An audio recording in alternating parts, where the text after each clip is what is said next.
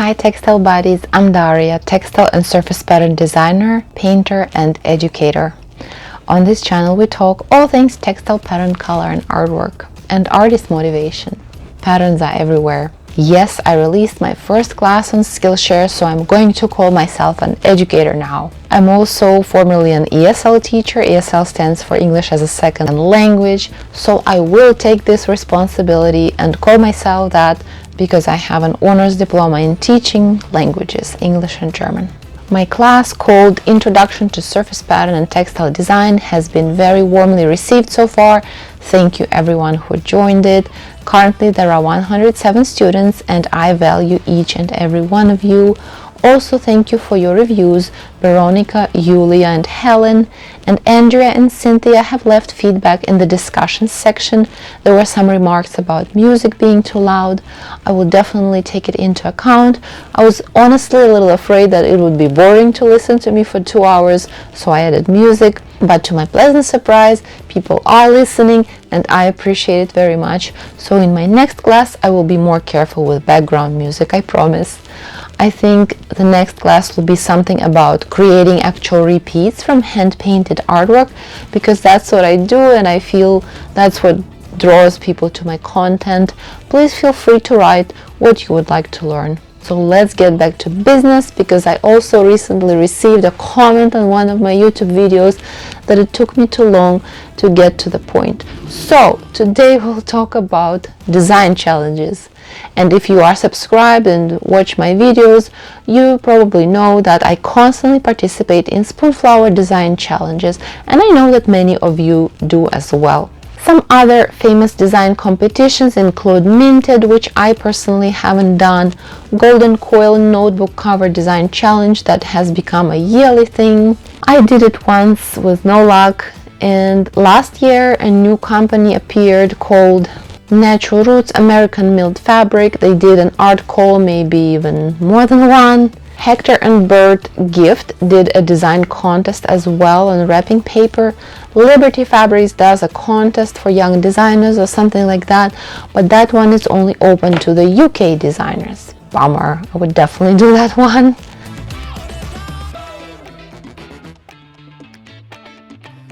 So what I will be saying in this video doesn't necessarily apply to any of them in particular. I will be sharing my overall feeling and feedback, and all opinions are strictly my own unless otherwise noted.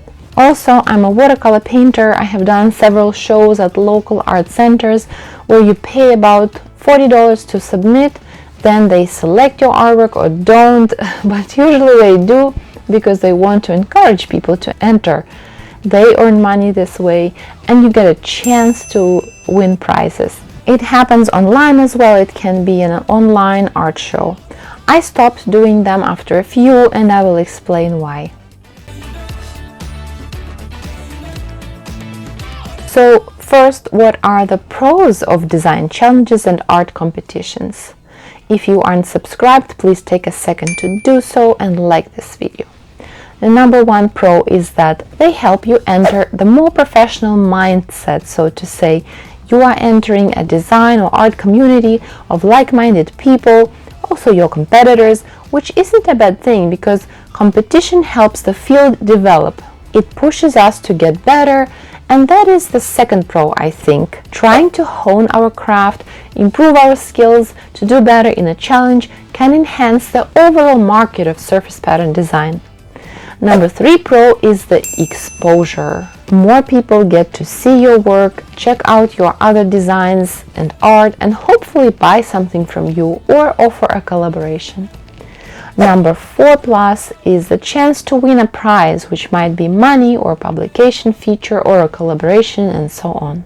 Number 5 pro is inspiration and trend awareness, because for example Spoonflower Design Challenges are often based on very popular trends. I noticed that long ago.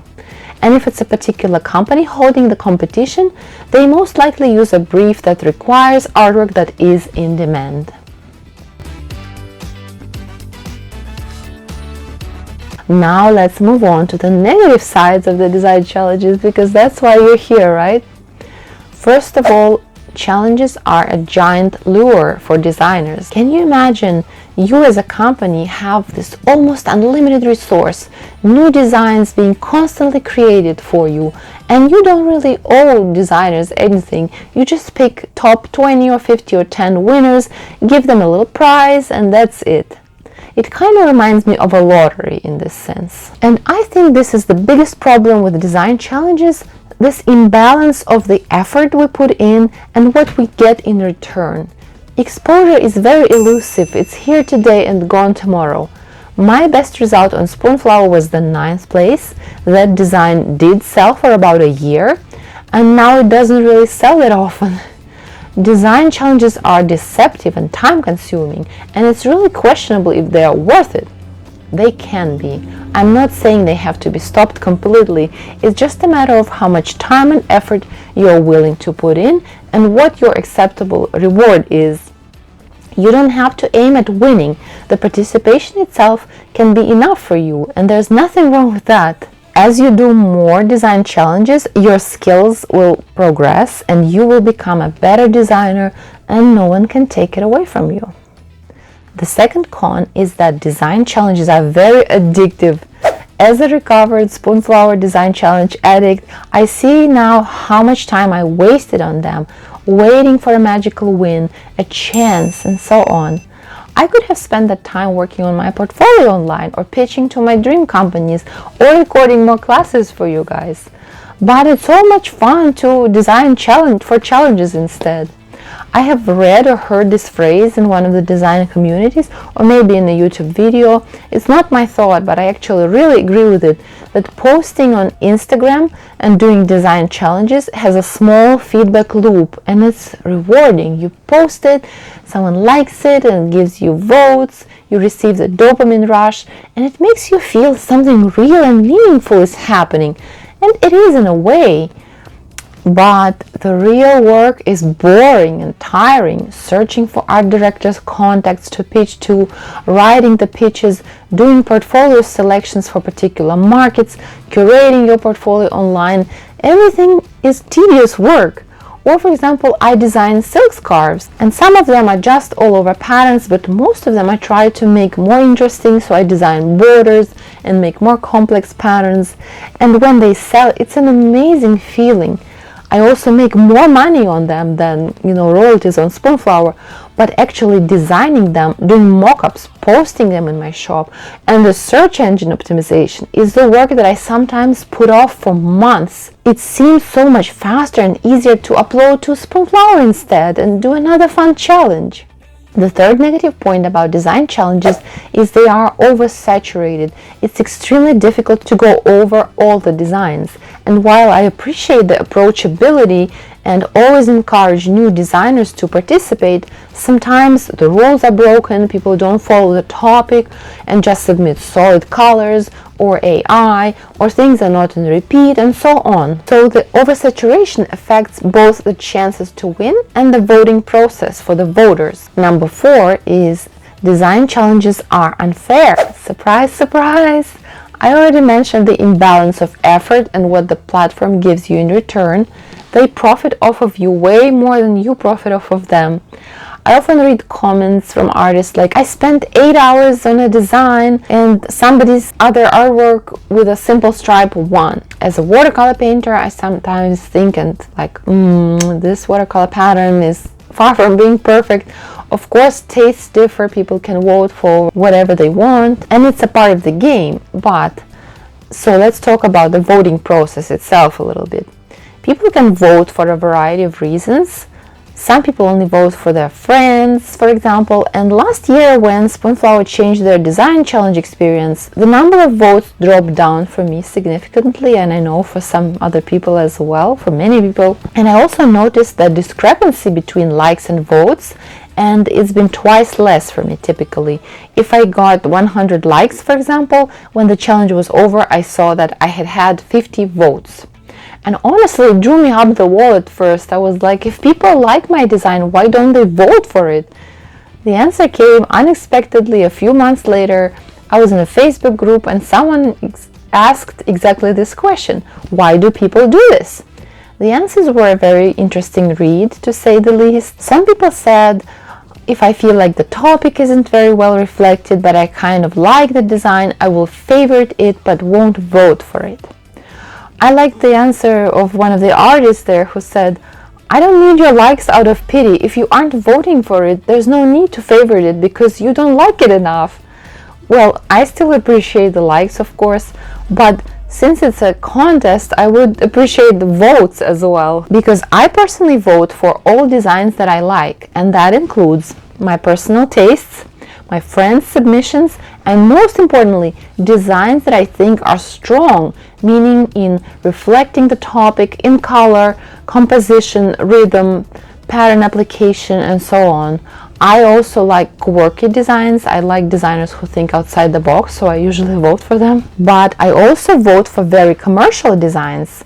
And that gradually leads us to the point that people are not judging the designs fairly because they might not possess the professional knowledge of what makes a good pattern.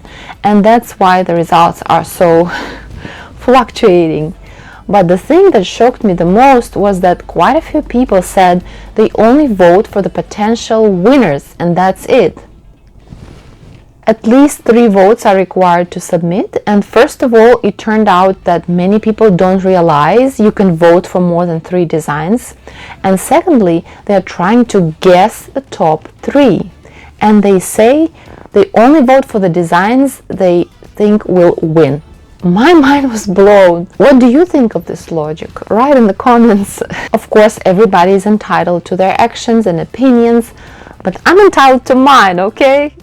So I mentioned that non-professionals are voting, thus influencing the results. And of course, Spoonflower is open to everybody. You don't need a degree to be on this platform. Please don't get me wrong. But on the other hand, talking about professionals, I took part in a couple painting art shows a few years ago where we painted all plein air and offered the art for sale immediately. It's called wet paint art sale because oils are usually still wet, you know. In those cases, the judges were local curators of museums, and there was a professor from a small college. So I've had these 2 experiences. The first one was quite a famous local plein air event where, you know, on those types of events, there are usually 2 groups, professionals and amateurs. Professionals are those painters who paint, you know, all day, every day. They are part of a gallery, you know, they sell their artwork a lot.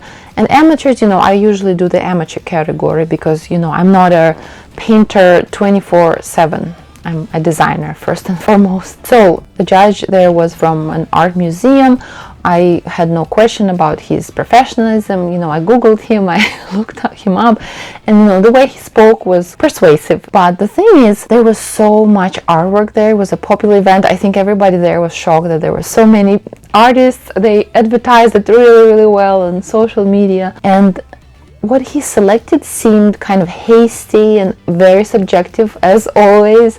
And I felt like there was work there that was, you know, like 50 levels better than what was selected, particularly in the amateur category. Professionals, you know, it's usually like this circle of artists who all know each other, everybody knows them. It's like a party, you know, they drive from one festival to another festival and compete with each other. Like this year it's Bob, next year it's John, then it's Bob again, and all right. But for amateurs, I felt like it was a very subjective choice, and I feel like it always is. So the other time, it was this very pretentious professor from a local college, and I felt like he selected, like, I don't want to say the worst, but like a very weak painting, because not only he selected it, but he also bought it. Like he bought the painting that took the first place. I think the lady who won was shocked herself that she won. She was like, what? It was a very, you know, average painting. Of course, you have to be kind, and this was like a more amateur contest. Maybe it sounds like I'm bitter because I didn't win. I mean, of course I was disappointed too. I felt like my work was stronger, but it's always this competition between oils and watercolor. Watercolor is always looked down on, but that's not what this video is about. So what I wanted to say is fine art is a little bit harder to judge. It can be like, I see it that way, but patterns have concrete criteria of viability, flow, rhythm, scale, color, and product application. And what I'm trying to say, judging is often very unfair. Number 5, con, is brought to us by all the previous points. Design and art challenges can be discouraging and kill your spirit, because when you put your heart and soul into something, but then you realize voting is unfair, the prizes are not worth it, 100 artists paid the submission fee and only 3 won, it's all very discouraging. I've read a couple great articles about it, I will link them in the description, that summed up that it might just be better to post your artwork online to find your true followers, open an Etsy shop, rather than impress judges who judge by God knows what criteria. So that was when I started my separate painting account. It's very small, that's okay, but I'd rather have 100 true admirers and followers, and I wanted to have a place to share my paintings. It's free. If someone wants to buy them, cool, and if not, that's also cool. Number 5 con of design challenges is that they are unreliable. You are on borrowed property. So when I just graduated from college in textile design, there was this company called Printed Village that grew very fast. They got renamed to Public Pool or vice versa, so these two names were in circulation, and then they mysteriously closed, and my designs are still there. I think I was like experimenting one day, googling myself, and then those old designs show up in Google. They are my patterns, but there is no way to log in and delete your portfolio there. I think I even read it somewhere in a Facebook group. Someone is having the same problem. So, you just uploaded it there and they remain there. I think the company stopped functioning. Someone wrote in that group like they reached out by email. They told them like everything is unclear. It's just kind of paused for now. So yeah. Disadvantage number 6 is that design challenges are very passive. We wait to get chosen, we wait for a miracle to happen, while submitting our work ourselves to the companies we choose, or selling artwork ourselves directly to the customers or to the stores might be more efficient. Not to say it's super easy though, it's a lot of work as well, but here we get to be in control, not someone else.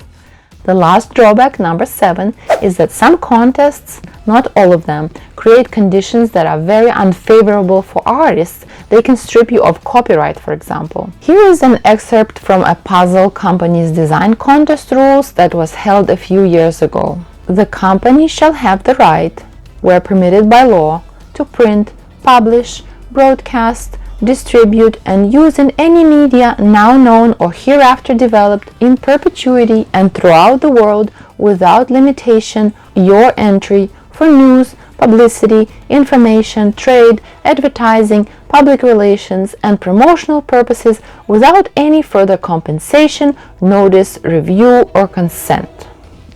Cool? Not cool. So always read the fine print.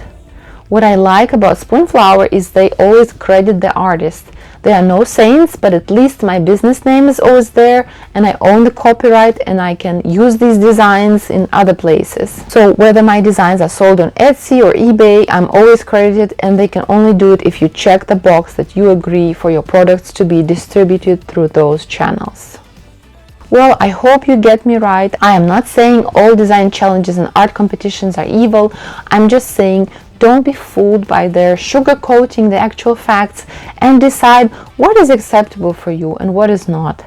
And always read the fine print. I still participate in Spoonflower Design Challenges, and that's it. But I'm actually super happy that they're not weekly anymore, because somehow I used to be too caught up in them. What are your thoughts on this topic? Comment below. Maybe you have some reliable art contests that you would like to share with us, or do you stay away from them altogether? If you've enjoyed this video, I would appreciate your little like. It's a free way of saying thank you, I like this stuff, please make more of it. You can also buy super thanks here on YouTube if you're feeling generous. Remember, patterns are everywhere and not all design challenges are created equal.